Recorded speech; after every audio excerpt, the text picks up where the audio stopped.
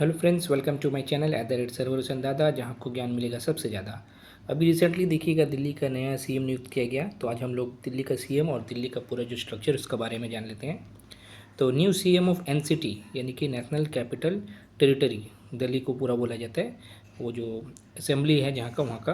तो इस बार दिल्ली का न्यू सीएम बनी है रेखा गुप्ता जी, और ये दिल्ली के 9th सीएम बनी है। ठीक है, याद रखिएगा, अलग अलग टाइप का सवाल होगा। दिल्ली का कितना नंबर सीएम बनी? 9th। और 4th फीमेल सीएम बनी दिल्ली की। ठीक है, इन्होंने 20 फरवरी 2025 को रामलीला मैदान में शपथ लिया था, ओथ लिया था। और शपथ कौन करवाया था? एलजी। ठीक है, एलजी का नाम है विनय कुमार सक्सेना, लेफ्टिनेंट गवर्नर बोला जाता है उसको। तो उन्होंने शपथ कराया था। हालांकि अपॉइंटमेंट जो होता है ये प्रेसिडेंट का द्वारा होता है, गवर्नर सब कुछ काम करता है। अच्छा, ये कहाँ से एमएलए है? ये जो एमएलए है इस बार जो जीती है शालीमार बाग से। पिछला 2 बार हारी थी यहीं से, इस बार ये जीत चुकी हैं। और इन्होंने किसको हराया ये भी पूछा जा सकता है। वंदना कुमारी, आप आम आदमी पार्टी से 29,595 वोट से इन्होंने जीता। और इनका जो जन्म था, इनका जन्म जुलाना हरियाणा में हुआ है। ठीक है, अब देख लेते हैं फीमेल। अभी मैंने कही 4th सीएम है दिल्ली की फीमेल में। तो और दूसरा तीसरा फीमेल कौन कौन है? पहली फीमेल सीएम थी सुषमा स्वराज, जो कि दिल्ली के 5th सीएम बनी थी। और मात्र मैंने 52 डेज़ का इनका कार्यकाल था 1998 में। सेकेंड जो थी शीला दीक्षित, फीमेल सीएम, जो कि 6th सीएम थी दिल्ली की। इन्होंने रिकॉर्ड कायम किया, 15 साल 25 दिन इनका राज था, जो कि इंडिया में कोई भी महिला सीएम का इतना दिन का राज कभी नहीं रहा है। थर्ड सीएम अतिशी मरलेना, आपको मालूम है कुछ दिन पहले ही केजरीवाल जो सीएम थे, जो कि अरविंद केजरीवाल 7 सीएम थे 2013 से 24 तक, जब उनको जेल जाना पड़ा, कुछ घोटाला हुआ था, शराब घोटाला, तब जी अतिशी मरलेना को सीएम बनाया गया था। वो 8 सीएम बनी थी दिल्ली का, और थर्ड फीमेल सीएम बनी थी। 152 दिन का उनका कार्यकाल था।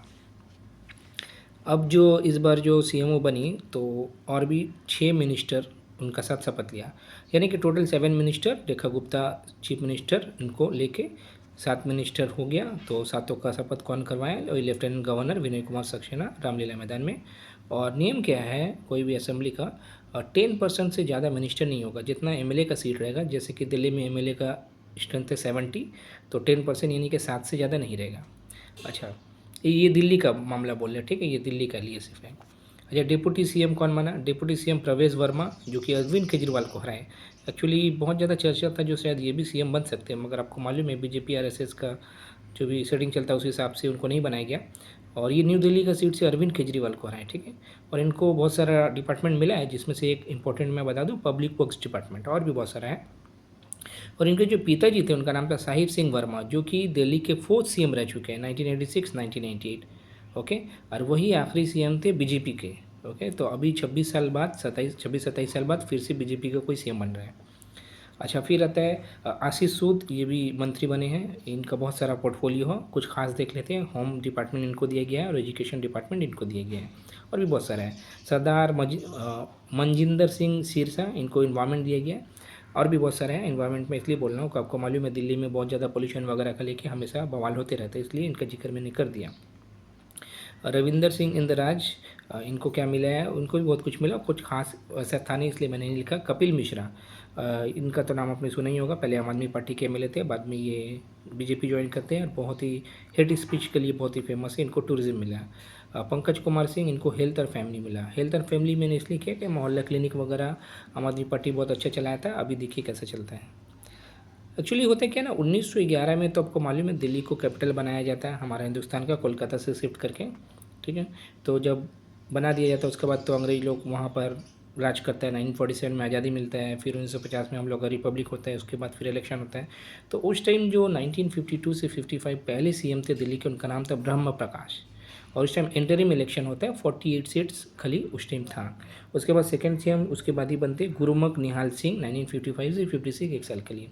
उसके बाद इसको बंद कर दिया जाता है। एक्चुअली होता क्या है, 1 नवंबर 1956 को स्टेट्स रीऑर्गेनाइजेशन एक्ट 1956 का तहत दिल्ली को यूनियन टेरिटरी बना दिया जाता है, और इसका जो एडमिनिस्ट्रेशन पावर है पूरी प्रेसिडेंट के ऊपर दे दिया जाता है।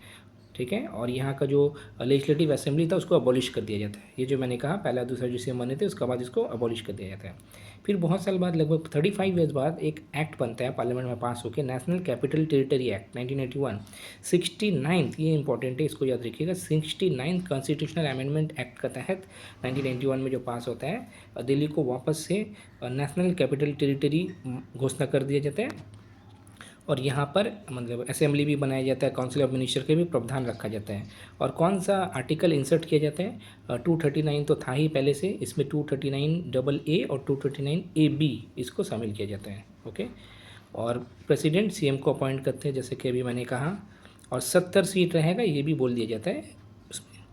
थर्ड सीएम कौन बनते हैं, मदन लाल खुराना 1993 से लेकर 1996 तक, यानी कि जब ये एक्ट आने का बाद, ये भी पूछा जा सकता है 1991 का जो एक्ट आने का बाद ही तुरंत सीएम कौन बना, तो वो थर्ड सीएम थे ओवरऑल। 1991 एक्ट आने के बाद पहले सीएम थे मदन लाल खुराना 1993 से 1996।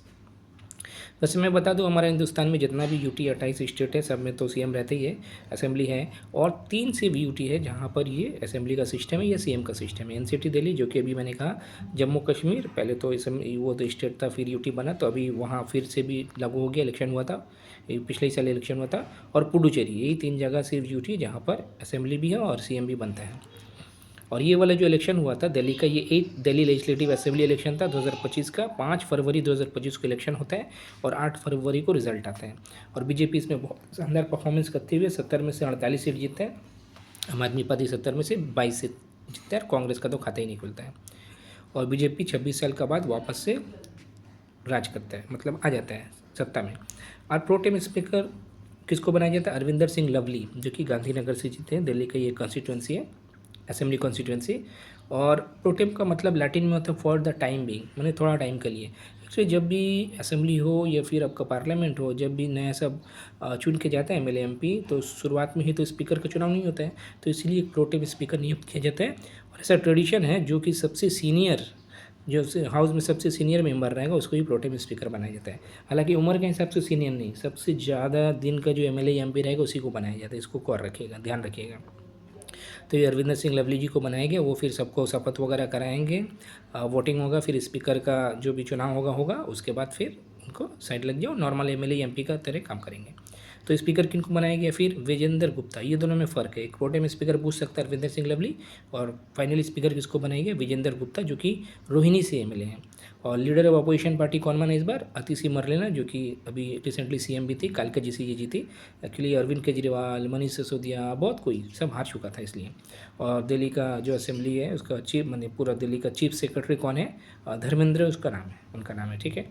तो ये रहा दिल्ली से रिलेटेड पूरा वीडियो। और भी बहुत सारा स्टेट में इलेक्शन हुआ था, सबको एक साथ करके मैं कुछ दिन बाद आपको वो भी दे दूँगा, 2024 का जितना भी इलेक्शन था उसका डिटेल। तो अगर ये वीडियो अच्छा लगा तो लाइक करें, शेयर करें, चैनल को सब्सक्राइब करें, प्यार बांटे, खुशियाँ बांटे, ज्ञान तो ज़रूर बांटे, ठीक है।